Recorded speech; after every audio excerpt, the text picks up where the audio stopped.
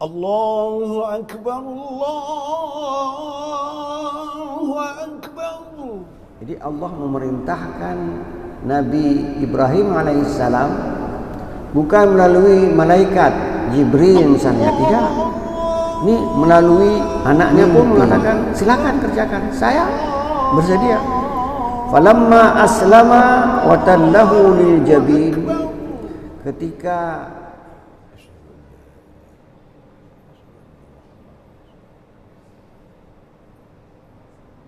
Asyhadu an la ilaha illallah.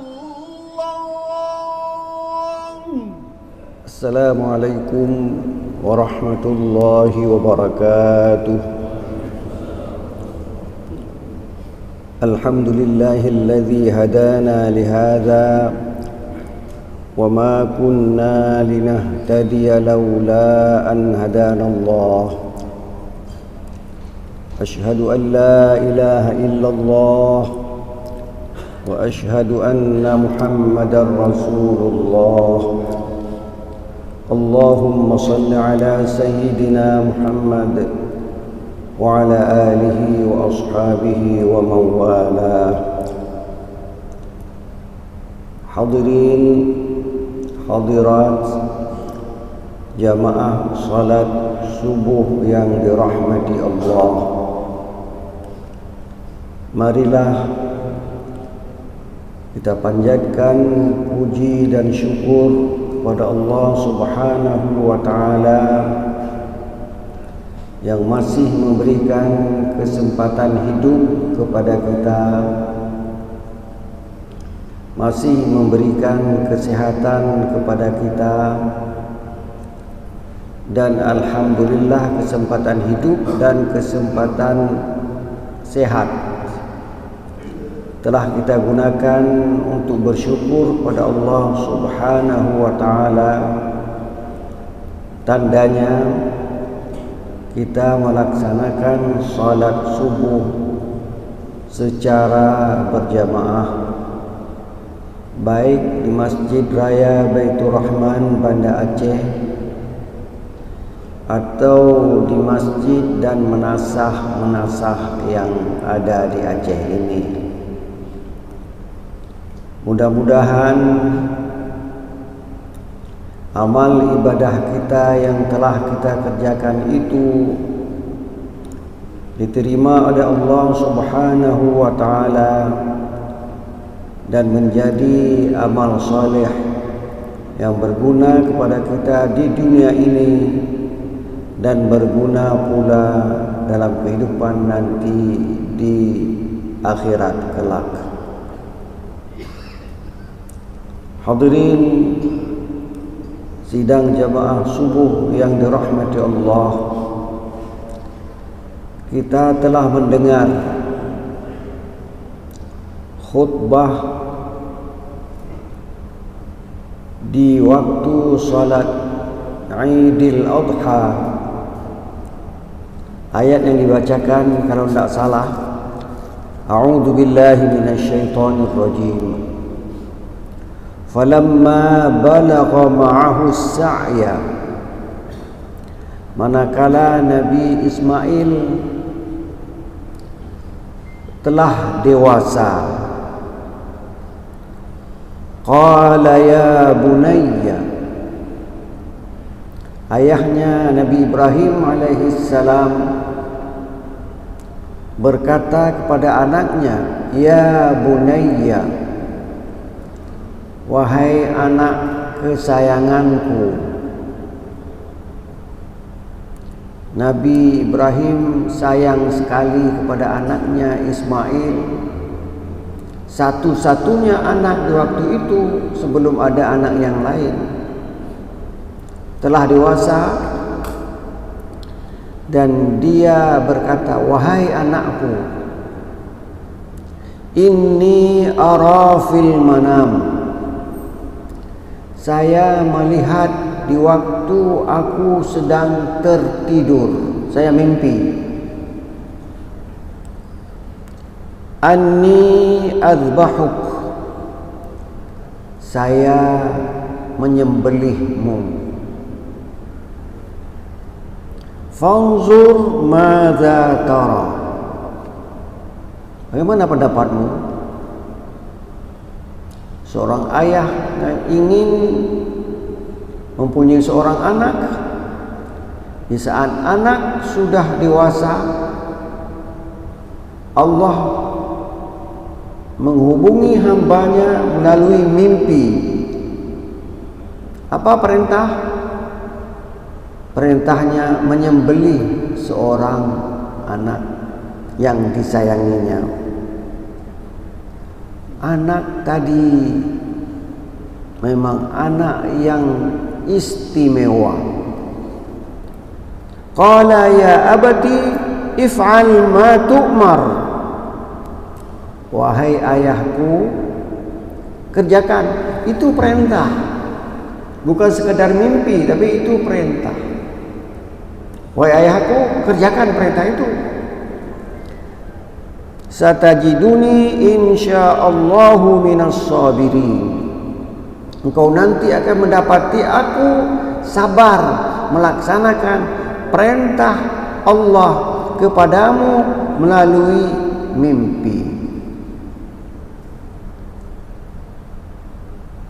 Jadi Allah memerintahkan Nabi Ibrahim alaihissalam bukan melalui malaikat Jibril misalnya, tidak. Ini melalui mimpi. Anaknya pun mengatakan, silakan kerjakan, saya bersedia. Falamma aslama wa tallahu lil jabin. Ketika mereka sudah berbaring, membaringkan anaknya, Nabi Ibrahim membaringkan anaknya Ismail di pelipis. Dia sudah membaringkan, meletakkan anaknya di pelipisnya untuk disembelih.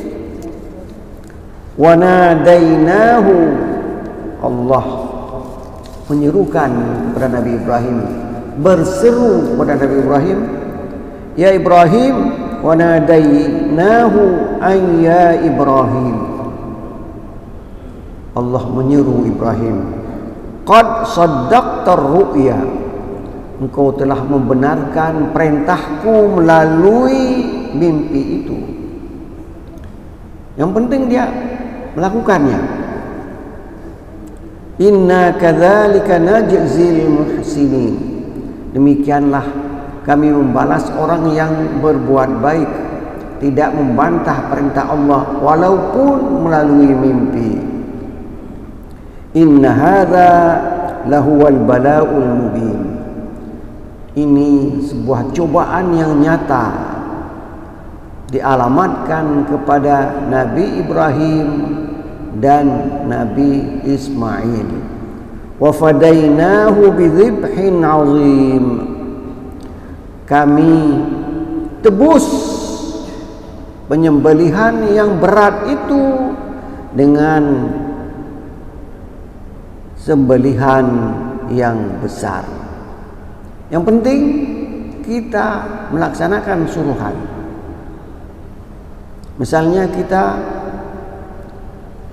pagi tadi bangun berwudu, tapi tiba-tiba kita sudah sakit perut, tidak sampai ke masjid. Allah akan membalas kebaikan kita itu persis seperti Nabi Ibrahim alaihissalam dibalas kebaikannya oleh Allah subhanahu wa ta'ala. Jadi Allah berhubungan dengan hambanya melalui mimpi. Kita ingat Nabi Yusuf sebelum dia dewasa, dia juga bermimpi. Apa mimpinya? Inni ra'aitu ahada asyara kawkaban wasyamsa wal qamara ra'aituhum li sajidin. Ya abati, wahai ayahku, panggilannya enak, panggilannya terhormat. Apa dia bilang? Saya melihat ahada asyara kawkaban, 11 bintang, wasyamsa wal qamar,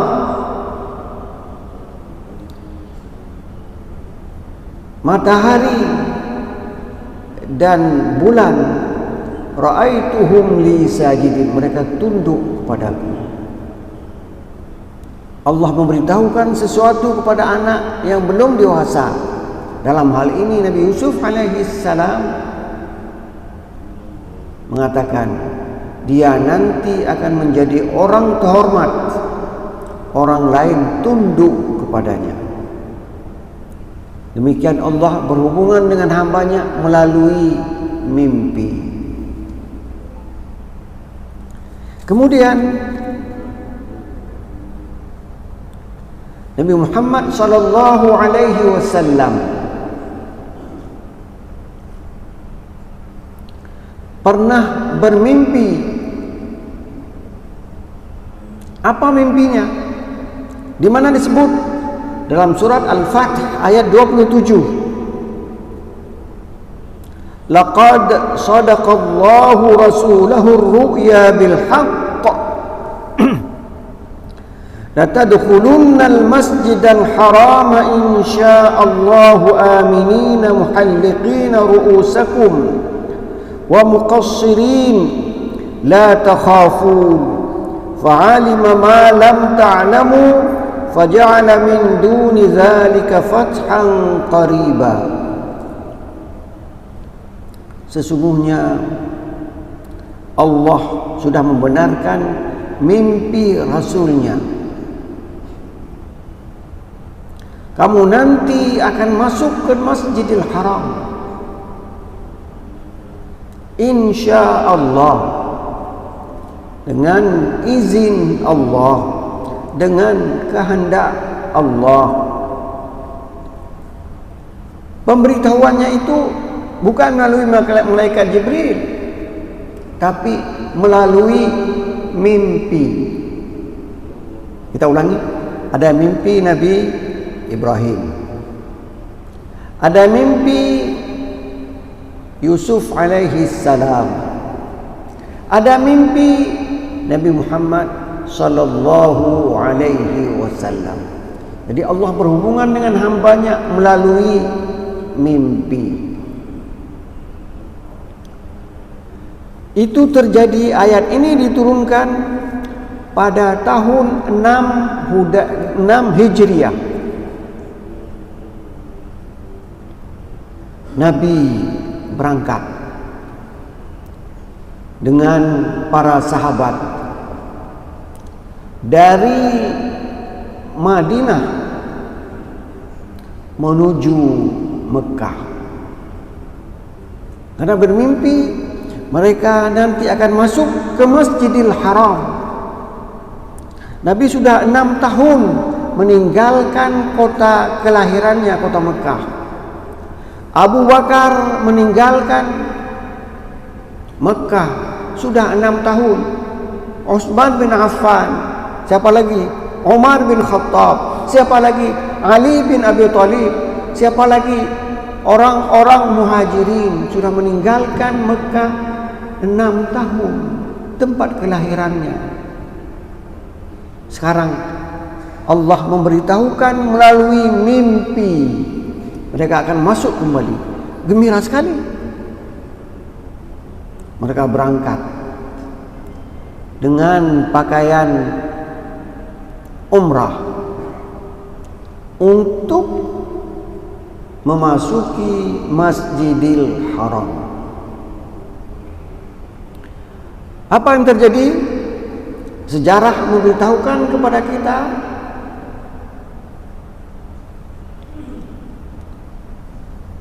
kaum Quraisy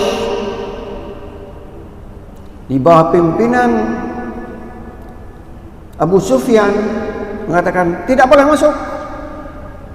Mekah masih dalam cengkraman kami, masih dalam kekuasaan kami, tidak boleh masuk. Tidak boleh. Mereka dengan senjata menghadang. Sampai di mana? Di Hudaybiyah. Nanti waktu pulang orang haji, kita akan tanya bagaimana Hudaybiyah. Kalau kita belum pernah ke haji, tidak tahu di mana Hudaybiyah. Tidak tahu. Kita tanya nanti. Waktu pulang mereka, kita tanya, Hudaybiyah itu di mana? Mudah-mudahan saya nanti diberi juga kesempatan berumrah. Kalau tidak sempat haji, umrah, bisa ketemu di mana itu Hudaybiyah. Nabi sesudah memberitahukan kepada sahabatnya bahwa mereka akan masuk ke Masjidil Haram, tapi dihalangi oleh orang Quraisy, kafir Quraisy, tidak bisa masuk. Tidak bisa masuk. Nabi kembali lagi ke Madinah, padahal sudah turun ayat. Di sini para sahabat pecah. Ada yang protes pada Nabi. Sudah dibilang masuk, kok nak masuk? Quran sudah bilang, laqad sadaqallahu rasulahu ar-ru'ya bil haqqi latadkhulanna al-masjidal haram insyaallah. Tapi ada, kalau diingini, kalau diizinkan oleh Allah, aminin, kamu akan aman di situ. Tidak aman. Tidak aman. Dihadang oleh orang kafir Quraisy dengan segala senjata yang ada. Mereka hanya membawa pakaian umrah, tidak bisa masuk. Pecah para sahabat. Mereka sudah berniat untuk haji. Nabi mengatakan, kalau kalian sudah membawa sembelihan, sembelihlah sembelihanmu walaupun kita tidak masuk ke Masjidil Haram.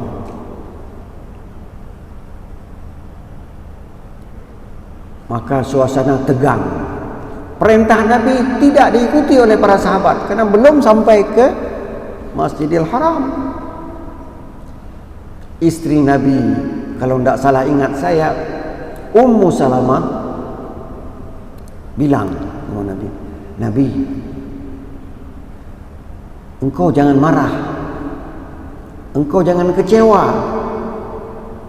Sahabatmu tidak mau menyembelih kurban. Caranya, kamu sembelih kurbanmu dulu, nanti mereka akan ikut. Langsung Rasulullah menyembelih kurbannya, semua para sahabat ikut. Terjadi lagi perselisihan di antara mereka tentang ayat ini. Ada sahabat bertanya, Nabi, kamu sudah baca tadi ayat, kita masuk ke dalam Masjidil Haram aminin, dengan aman. Muhalliqina ru'usakum, kamu mencukur rambutmu. Wa muqassirina, ada juga sebahagian yang memotong rambutnya. Kita kalau berumrah boleh dua cara. Cara mencukur rambut habis semuanya, atau memotong sebahagiannya saja. Bisa pilih. Bangunlah sahabatnya Rasulullah yang digelar dengan As-Siddiq, Abu Bakar As-Siddiq. Bangun dia mengatakan, apa yang dikatakan oleh Rasulullah itu benar adanya. Itu perintah Allah, itu pemberitahuan Allah bil haqq, dengan sebenarnya. Kamu tidak usah ragu. Kalau tidak masuk sekarang, tahun depan kita akan masuk. Begitu sahabat Nabi Abu Bakar As-Siddiq membenarkan apa yang dikandung oleh ayat Al-Fatih ayat 27 tadi. Betul. Kemudian Nabi berangkat tahun Sesudahnya baru terjadi Fathu Mekah, penaklukan kota Mekah. Mereka bisa berhaji, mereka bisa mencukur rambut, atau mereka bisa memotong sebahagian rambutnya. Yang ingin saya katakan adalah Allah memerintahkan hambanya melalui mimpi Nabi Ibrahim, Nabi Yusuf, Nabi Muhammad sallallahu alaihi wasallam. Inilah yang dapat saya sampaikan dalam ceramah subuh pada pagi ini sebagai pengganti dari penceramah yang berhalangan hadir, bahwa Allah berhubungan dengan hambanya melalui mimpi. Inilah mudah-mudahan keimanan kita kepada Nabi Muhammad sallallahu alaihi wasallam tidak pernah goyang. Wassalamualaikum warahmatullahi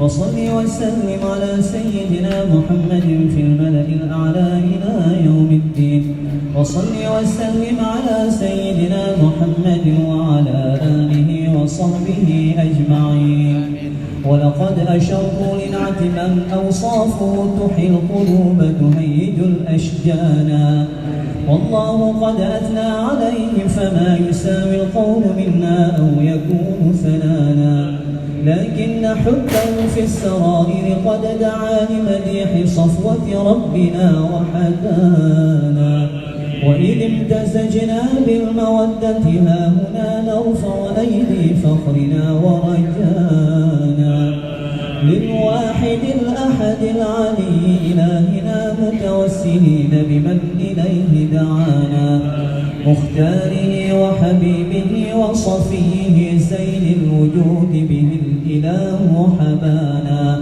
يا ربنا يا ربنا يا ربنا بالمصطفى اقبلنا أجب دعوانا أنت لنا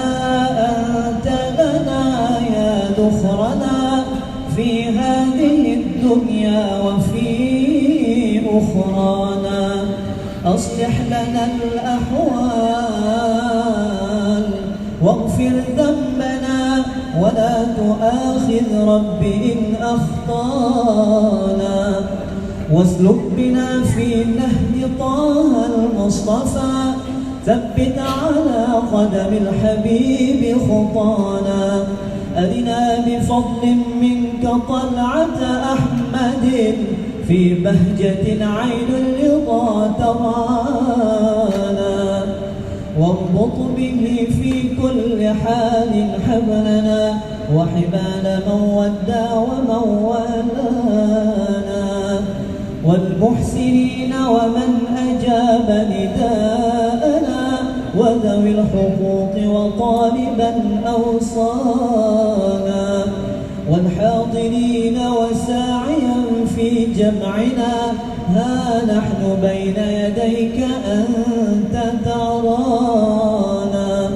ولقد رجوناك فحقق سؤلنا واسمع بفضلك يا سميع دعانا وانصر بنا سنة طه في بقاع الأرض وقمع كل من عادانا وانظر إلينا واسقنا كأس الهنا واشف وعاف عاجلا مرضانا واقضي لنا الحاجات وأحسن ختمنا عند الممات وأصلح العقاب